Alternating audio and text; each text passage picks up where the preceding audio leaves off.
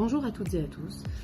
Nous, membres de la maison de santé pluridisciplinaire du Pays Gentiane, avons décidé, en vue du déconfinement qui approche, de faire des petites vidéos pour vous présenter certains gestes barrières qui nous semblent primordiaux et faire un petit rappel pour que tout le monde soit un petit peu au clair avec tout ça.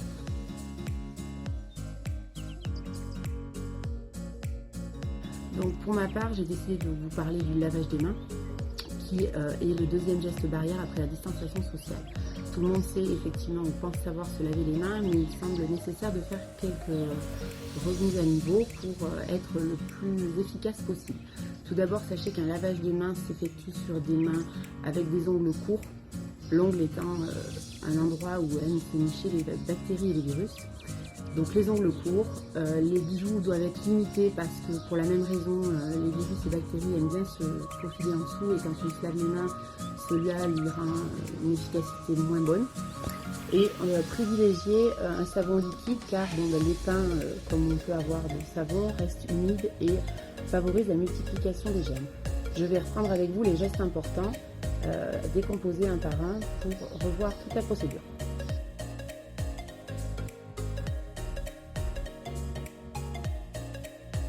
Donc maintenant nous allons voir les différentes étapes. Donc d'abord bien mouiller les mains, prendre du savon, donc de préférence liquide. Donc premièrement pomme contre pomme, ensuite pomme contre dos de chaque côté, pomme contre pomme, bien frotter les espaces interdigitaux, les pouces. Ensuite on frotte les bouts de doigts. On prend l'ensemble des doigts qu'on frotte à l'intérieur de la paume des mains.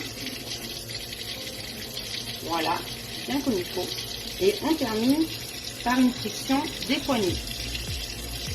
En insistant bien sur les espaces interdigitaux, les poignets, donc pour ceux qui portent des bijoux, bien tourner les alliances notamment, pour bien passer en dessous. Ensuite, une fois que tous les temps sont bien respectés, on fait un rinçage, donc on essaye de vraiment respecter le sens pour nettoyer jusqu'en haut. Donc bien laisser les mains en l'air. Et ensuite, de préférence, le séchage se fait par tamponnement avec un papier.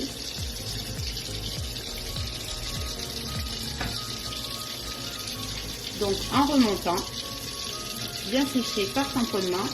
Surtout, ne pas remonter vers la pointe des doigts pour éviter de recontaminer les mains et éteindre l'eau. Donc là, les mains sont propres, sèches.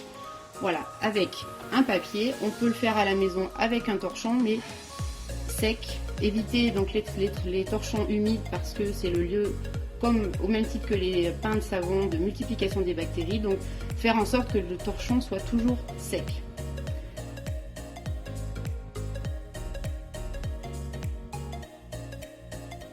Les solutions hydroalcooliques, donc, pour la plupart sont présentes en flacon pompe, hormis les distributeurs muraux chez les professionnels de santé. Donc, ou avec le coude, voilà, donc on procède de la même façon. Pomme contre pomme, comme ceci, bien insister sur les espaces interdigitaux, les pouces, le bout des doigts. On reprend dans la paume des mains et on remonte le long des poignets.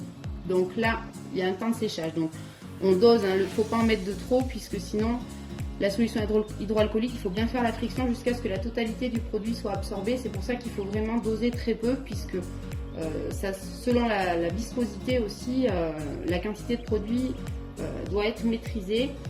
Et on a ensuite des mains propres. Donc bien faire ce lavage des mains à chaque manipulation des masques, c'est primordial. Avant ou après avoir été aux toilettes, avant les repas et lors de tout geste, il faut vraiment être très précautionneux sur le lavage des mains. C'est primordial et c'est le deuxième geste barrière. Donc révisez avec vos enfants et faites en sorte que tout le monde soit bien informé.